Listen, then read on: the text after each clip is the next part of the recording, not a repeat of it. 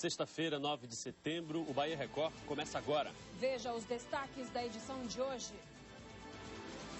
Em chamas. Fogo destrói casas no subúrbio de Salvador, em Fazenda Coutos e no bairro de Escada. Aqui é onde está essa pedra, aqui é onde era meu barraco.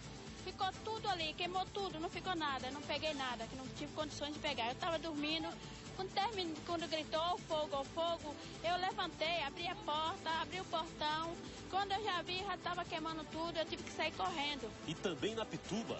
Eu tive tempo de pegar a minha avó mesmo e descer as escadas. Resultado, centenas de pessoas ficaram desabrigadas na capital. E em Aracatu, no sudoeste, um carro incendeia e provoca a morte de um casal. Homenagem. Trabalhadores da construção civil fazem ato para marcar um mês da morte de 9 operários na queda de um elevador. Difícil, a gente vai entender o que aconteceu. Saudades. Amigos lembram de Fernando Adão, o filho do delegado que se tornou mais uma vítima da violência em Salvador. Uma pessoa íntegra, um menino novo, com todo o futuro pela frente. Então vim dar esse apoio solidário à família Ada. O alívio. Depois de um parto de emergência em uma avenida movimentada da capital, a família festeja a chegada de Vitória. Coloquei Vitória porque foi uma vitória que Deus me deu naquele momento. A partir de agora, no Bahia Record.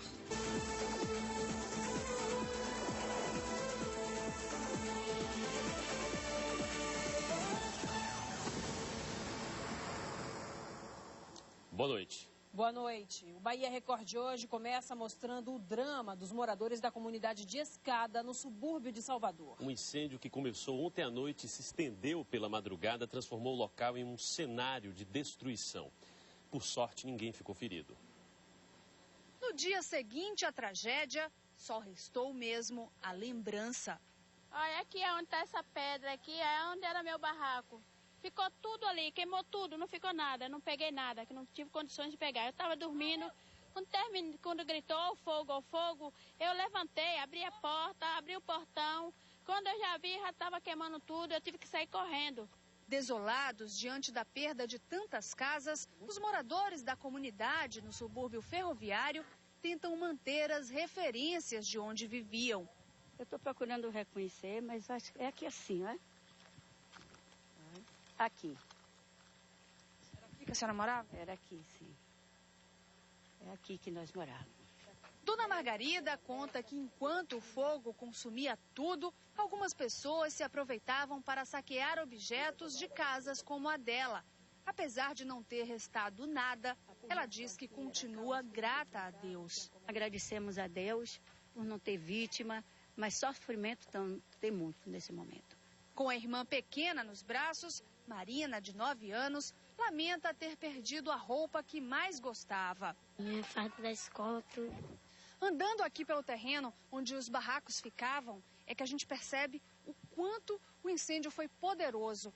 Mesmo um dia depois, ainda dá para sentir o calor em alguns pontos. E tudo aquilo que não virou cinzas ficou assim, em pedaços bem pequenos, como essas telhas que cobriam a maior parte das moradias e agora estão por todos os lados. O fogo começou por volta das 8 horas da noite desta quinta-feira. As imagens são impressionantes. As chamas alcançaram 15 metros de altura. Dezenas de barracos de madeira queimaram sob o olhar desesperado dos moradores. Eles bem que tentaram salvar o que podiam, mas o incêndio rapidamente destruiu tudo. Segundo testemunhas, houve demora para combater o fogo.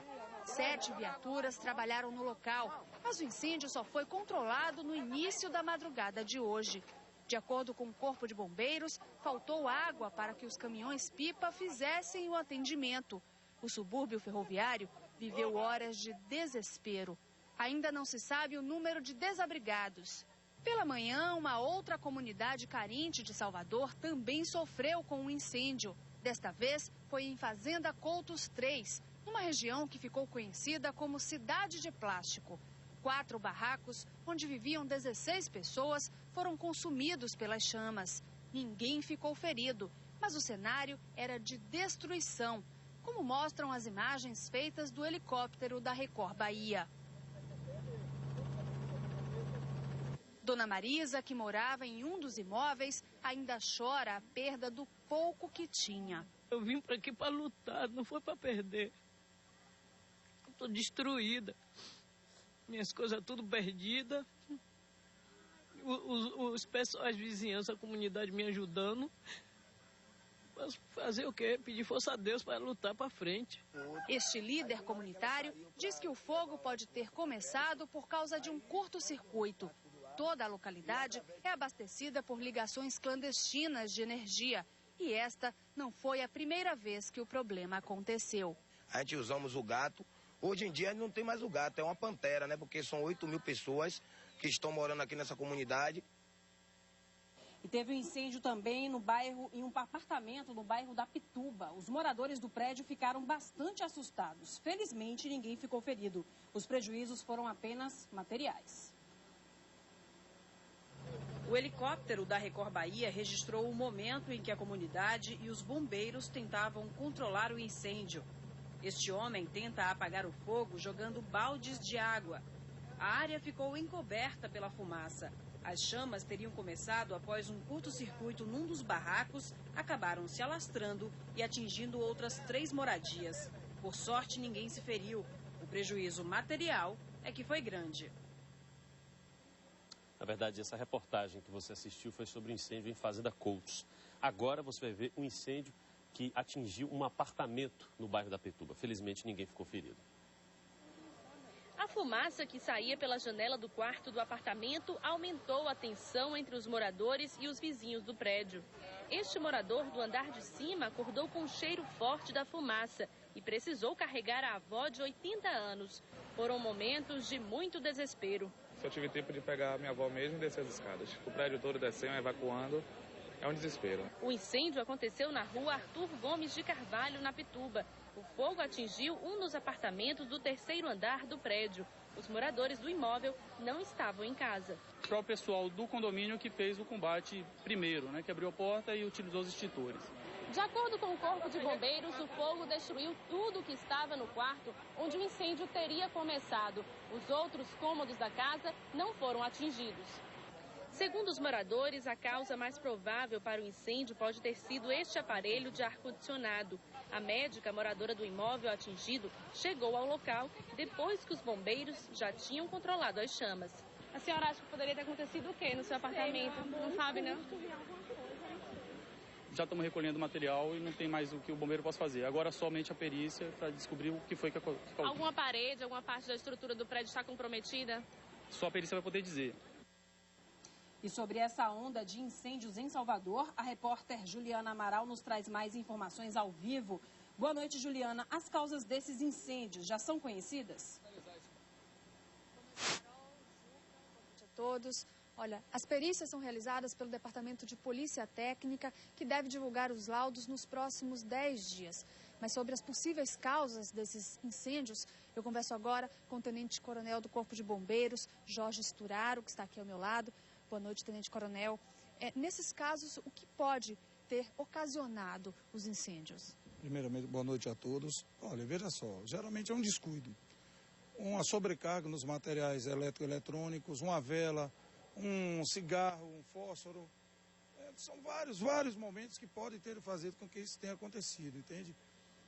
Presumo que a má utilização também dos equipamentos dentro desses ambientes é que tem causado isso. Você observou que aí na realidade tinham vários gatos, que na minha concepção já são leões, que é muita armação, é muito fio entrelaçado, e isso pode fazer com que ocorra toda hora uma ocorrência desse tipo de incêndio. Agora, quais são as orientações, né, para quem não quer ser vítima, né, de um acidente como esse?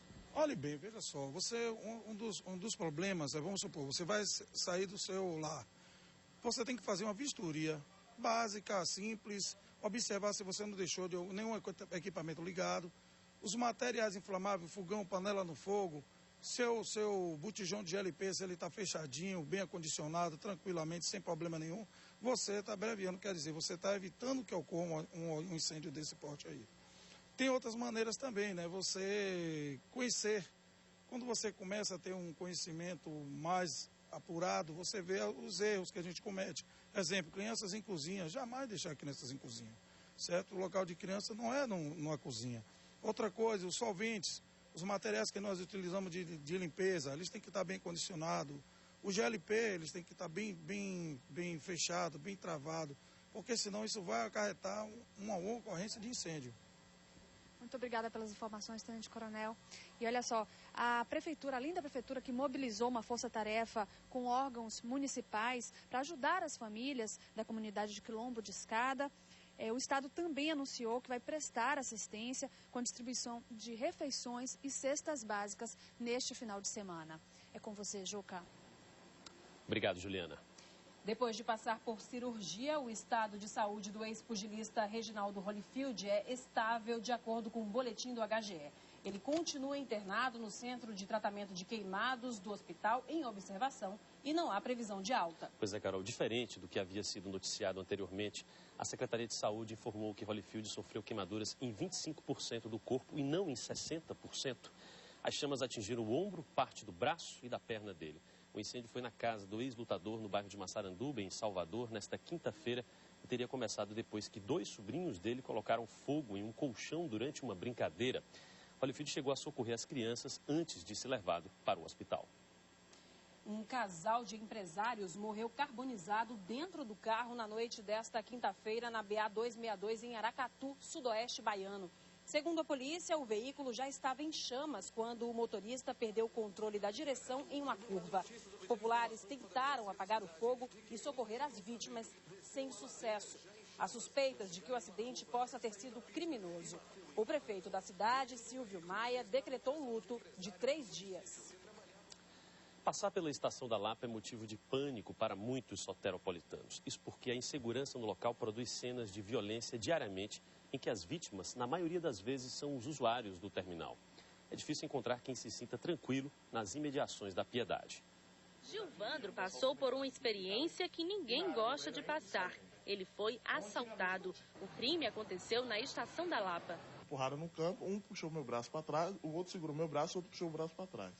No que segurou meu braço de cá, eu vi quem era, e o de trás pediu para eu não olhar para trás. E o da frente veio, só vou meter a mão no seu bolso, só quero que tá no seu bolso. E foi meter a mão nesse bolso. Levou o dinheiro. O vendedor criticou a atitude dos policiais. A única coisa que eles me informaram assim, felizmente a gente não pode fazer nada, porque há 15 minutos atrás, as pessoas que você está me descrevendo, que eu descrevi quem era, as pessoas, me informaram a mesma coisa que há 15 minutos atrás. O vai e vem diário de milhares de pessoas na estação de ônibus mais movimentada da capital baiana e todo o centro da cidade são sempre um convite para a ação dos assaltantes. Este pedreiro não vacilou. Ele comprou uma TV de LCD e resolveu esperar o transporte ao lado do posto policial. Pensei que se eu ficasse no estacionamento ali dentro não estava bem seguro. Aí eu vim para o lado do policial que está mais seguro. Por aqui, muita gente reclama dos assaltos e tenta tomar cuidado. Aqui você tem que andar ativa, olhando para os lados e segurando a bolsa. Tem bastante movimento, principalmente no período da noite. Sempre está rolando um movimento estranho. De acordo com a Polícia Militar, o perfil dos assaltantes que atuam aqui na Estação da Lapa e também nas ruas do centro da cidade é sempre o mesmo. São usuários de drogas, principalmente do crack, e que precisam de dinheiro ou objetos para comprar a droga. No local, a Polícia Militar apreende com frequência isqueiros, cachimbos, crack em caixinhas de lente de contato, facas e pedras. Nesta semana, 4 homens foram presos em flagrante no Largo 2 de Julho, depois de assaltar e esfaquear este homem de 22 anos. Vieram 3 atrás de mim, esses 3 eu não vi. Eu só vi o que vinha na frente, que era um gordinho, vinha com a faca na mão. E aí, quando eu tentei correr e voltar correndo, fui abordado por mais 3 homens e foi assim que aconteceu. Nós atuamos fazendo abordagens, apreensão de material, condução também de menores, mas em razão de nem sempre ter a vítima, né, eles acabam sendo liberados e aí o nosso trabalho recomeça fazendo sempre apreensão e frequente, constante. Veja ainda nesta edição do Bahia Record, morte de 9 operários na queda de um elevador completa 1 mês. E ainda o futebol, derrota do Bahia marca a estreia de Joel Santana. Você vê imagens ao vivo da torre da TV Itapuã, esta é a região da Avenida Garibaldi. Trânsito pouco movimentado neste momento. 7 horas e 30 minutos. O Bahia Record volta já.